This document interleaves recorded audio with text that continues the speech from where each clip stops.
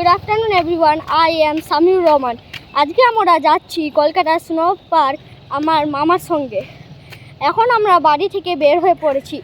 এখন আমরা হেঁটে যাচ্ছি। আমাদের বাড়ি থেকে স্নো পার্ক বেশি একটা দূর নয়, 5 থেকে 10 মিনিট লাগবে। আমাদেরকে যেতে হলে হেঁটে যেতে হয়, তাই জন্য আমরা যাচ্ছি এখন স্নো পার্কে।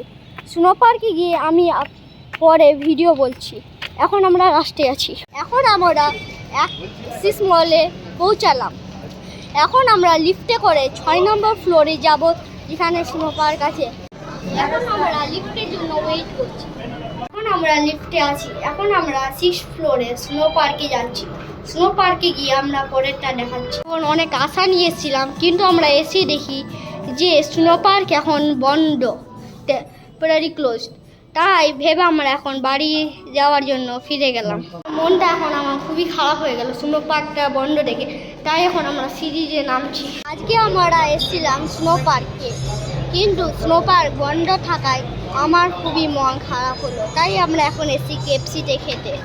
আমরা খাওয়ার পর আবার শুরু করছি। এখন আমরা অ্যাক্সিস মলতে বেরিয়ে গেলাম। স্নো পার্কটা বন্ধ থাকায় আমার মনটা খারাপ হলো, কিন্তু আমরা কেএফসি খেয়ে মন এবং পেট দুটাই ভরে গেল। এখন আমরা বাড়ি থেকে রওনা হলাম।